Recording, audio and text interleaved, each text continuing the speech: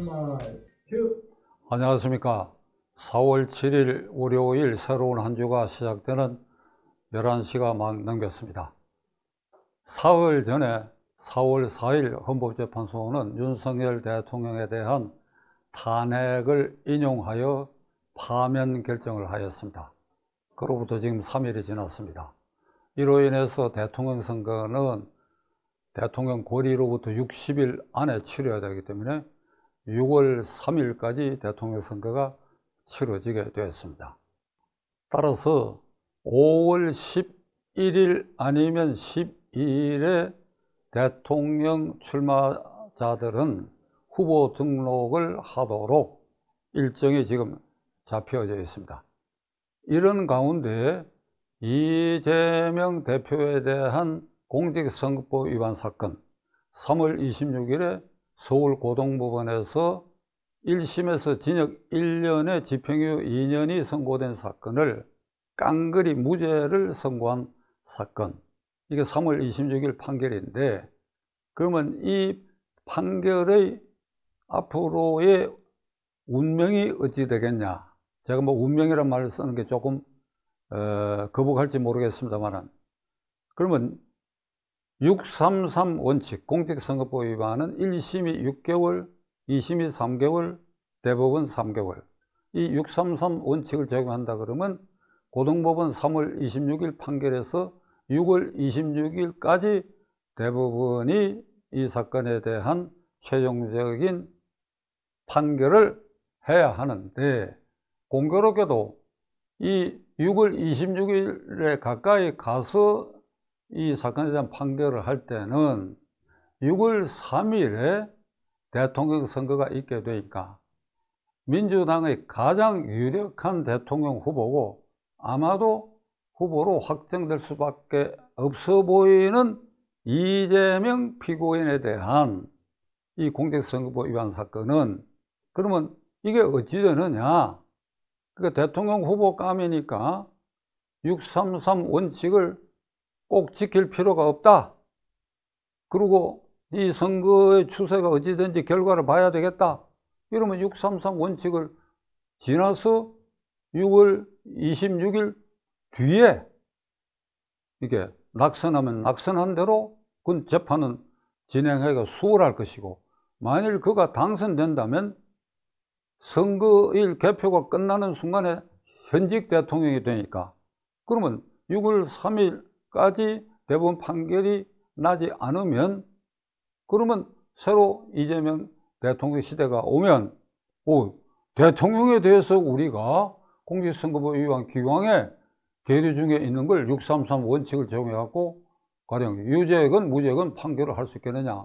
이제 이런 난관에 도착할 수도 있다고 하는 것이 지금 예견되는데, 많은 평론가들이 이 문제를 외면해 버리거나 깜빡해 버리거나 이 법조인 가운데도 이것을 도외시하고 의뢰끝 대법원의 이재명 대표에 대한 최종심 판결은 그냥 묻혀가 버릴 것이다, 이렇게 생각하는 이들이 점차 늘어나는 추세에 있는데, 이것은 이 나라의 사법정의라는 관점에서 보면 대법원의 명예와 권위를 실추시키는 결과를 초래할 수도 있다. 그러면 어찌해야 되느냐. 대통령 선거 전에 더 빠르게는 후보 등록을, 대통령 후보 예정자들이 후보 등록을 하는 5월 11일 이전에 이재명 대표에 대한 공직선거법 위반 사건은 가부간에 대법원이 최종 판결을 해야 된다. 그러면 5월 11일 이전에 한 열흘 정도 시간 여유를 두고, 혹시 이것이 유죄로 확정돼 버리면 민주당이 후보 교체할 시간도 줘야 하기 때문에 4월 30일까지 이 사건의 결론을 내릴 수 있겠느냐. 나는 조희대 대법원장의 결단, 그리고 대법관 12명 여러분들의 공동의 결의로 4월 30일까지는 이 사건이 대법원에서 스스로 판결, 이를테면 자판할 수 있다고 봅니다. 그 이후로 첫째는 3월 26일 고등법원 판결 이래에 그 즉일 다음 날 검찰이 상고했고, 그리고 소송 기록 일체가 대법원에 즉각적으로 송부되었으며, 그리고 검찰이 상고 이유서를 즉각 제출했다. 20일 이내에 할 수 있는 걸 그 기간의 이익을 포기해버리고 즉각 상고 이유서를 제출했다. 그 상고 이유서가 상대방에게 도달됐다. 그게 한 열흘 정도 시간 여유가 있다. 이걸 다 합하더라도 4월 15일께는 대법원이 고등법원으로부터 소송 서류도 받고 검찰의 상고 이유서도 접수하고, 그리고 상대방의 그 이유서에 대해서 부본을 송달하고, 이 모든 절차적 과정은 4월 15일 전후로 끝나게 된다. 그러면 약 10일 남짓한 4월 30일까지 이제는 대법원이 판단을 할 수 있겠느냐? 할 수 있다. 어떻게? 이 사건의 파장이 올 수 있는 결과를 생각할 때에 이 대법원장과 대법관 여러분들이 조금만 수고를 보통 사건보다도 더 한다면 4월 30일까지 판결을 할 수 있다. 제가 생각한데 이 사건이 무죄라고 판단되면 그제 무죄 판결해버리면 그만입니다. 그러지 않고 고등법원에까지 현출된 여러 증거와 정황으로 봐가지고 고등법원 판결이 무죄가 무리한 것이고 채정 법칙에 어긋나는 부분이 많다고 생각한다면 어찌해야 되느냐? 이 무죄 판결은 잘못됐으니까 파기하고 다시 고등법원으로 넘기는 것이 첫째 방법이 있는데, 그것은 이 사건이 고등법원에서 어떤 심리를 했는지를 보면 고등법원에 굳이 파기해서 넘기지 않고 대법원이 스스로 판결할 수 있다. 그러니까 1심이 2년 2개월이 걸쳤어. 6개월 안에 다뤄야 할 사건이 2년 2개월 만에 1심 판결이 났고, 그리고 고등법원 판결로 3개월이 아니고 거의 5개월 만에 판결이 났는데, 고등법원에서는 새롭게 증거조사한 것이 검사 측과 피고인 측에 각각 한 사람씩만의 새로운 증인을 신청하도록 그렇게 소송을 진행함으로써 더 이상 사실관계에 대해서는 새로운 증거를 알아보고 부과할 필요가 없다. 그러니까 고등법원에까지 현출된 그 증거들로 가지고 고등법원이 무죄 판결한 것이 옳으냐 그러냐 이것만 대법원에서 판결한다면 대법원이 이미 성숙한 여러 증거들에 비추어 봐서 스스로 판결할 수 있는 이른바 자판할 수 있는 딱 경우에 해당하는 사건이 이번에 이 공직선거법 위반의 이재명 피고인의 사건이다. 이게 저의 소신입니다. 지금까지 말씀드린 것은 이재명 피고인에 대한 사건을 유별나게 특별하게 취급하라 소리가 아닙니다.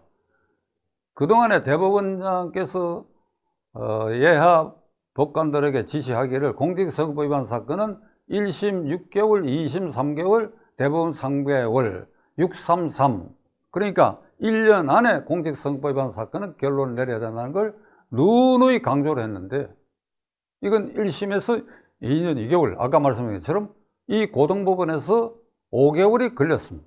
그러니까 2년 7개월이 걸렸어요. 그런데 대법원에 와가지고 공교롭게도 이게 대통령 선거와 겹치는 기간에 대법원이 판단할 수 있는 기간 3개월이 걸쳐 있다. 그런데 이 선거 결과를 보고 유무죄 판단을 한다. 가령 유죄 판단을 했을 때 당선자가 이재명이라면 그는 당선자 자격을 상실하게 되지요. 따라서 대법원이 어떤 판결을 하느냐에 따라 한국의 국내 정치, 나라 전체가 또 한 번 수렁과 위험에 빠질 가능성도 일부 엿보이는 경우가 이번 경우다.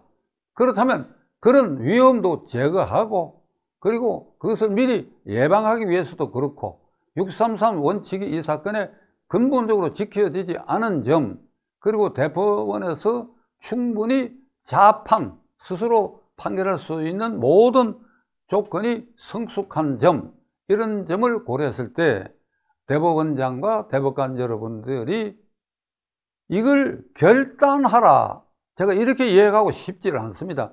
이 일이 어떻게 결단할 일입니까? 법과 순리대로 하는데 이 사건의 경우는 이런 사정에 있어서 좀 신속하고 공정하게 재판한다고는 헌법의 원리에 비해서 좀 신속하게 한다는 그런 점에서 본다고 한다면 이걸 특별히 이재명 피고인을 봐준다라든지 이재명 피고인에게 불이익을 준다든지 이런 관점이 아니고 헌법적 취지에 적합한 수순을 밟는 것이다, 이렇게 말씀드리고자 합니다.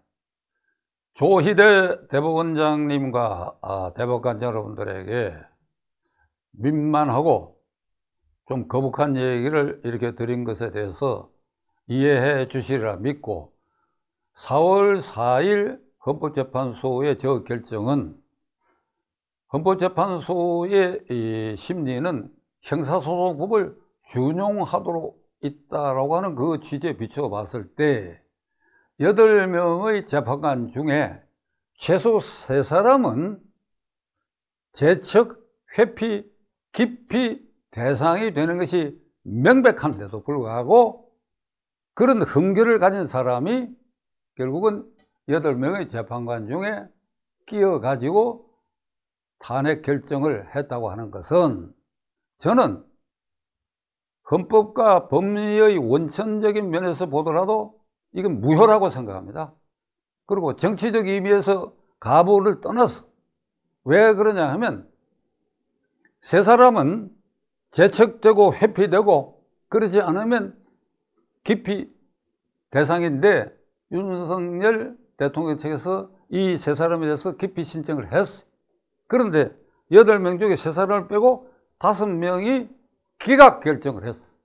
그 헌법재판소는 단심이야. 단심이기 때문에 그 본안의 판결이 최종 판결이고, 그리고 그 기각 결정도 그것으로 최종적이 되기.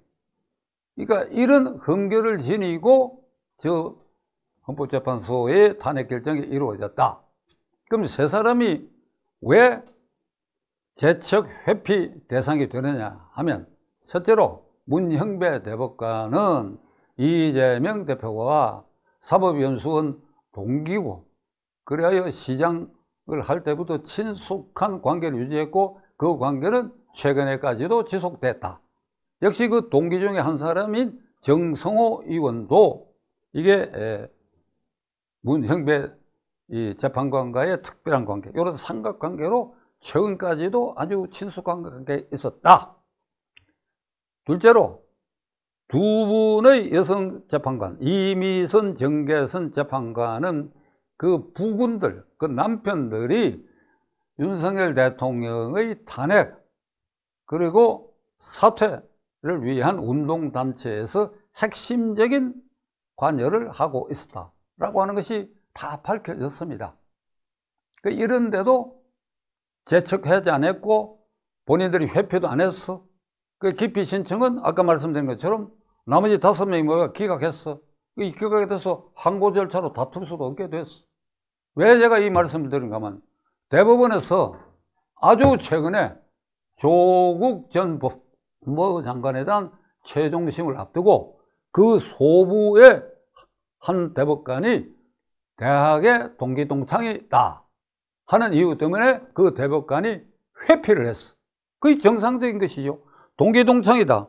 동기 동창이기 때문에 얼마만큼 친밀하게 지냈다. 이런 거 따질 거 없이 동기 동창이니까 봐주는 거 아니냐 하는 이게 언론 일부 보도가 있은 직후에 그 대법관이 회피를 했다. 당연한 거지요. 그리고 제가 알고 있는 사례가 하나 있습니다.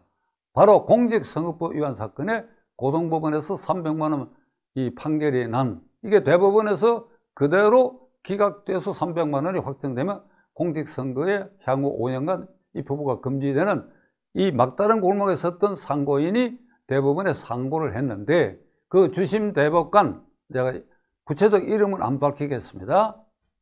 필요하다면 누구냐고 물으시면 제가 개별적으로 알려드릴게요. 이모 대법관이, 이게 조국 사건을 맡은 대법관이 회피하듯이 거기에서 회피를 했어. 왜 회피했느냐? 이 상고인이 그 이모 대법관의 친형님하고 대학의 동기동창이라는 이유입니다.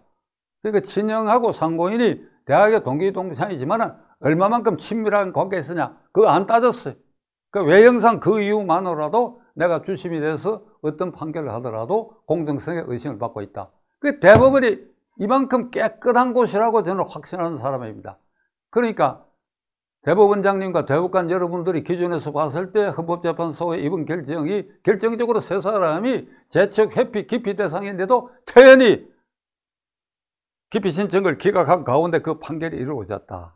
그러니까 이런 그릇된 위헌적인 이런 헌법재판소의 판결에 대해서도 대법원은 신속 공정한 재판을 통해 가지고 우리는 특정인이 대통령이 되느냐, 당선되느냐, 안 되느냐, 그에 상관하지 않고 신속 공정한 재판을 통해서 이 대법원의 위신을 바로 세우겠다.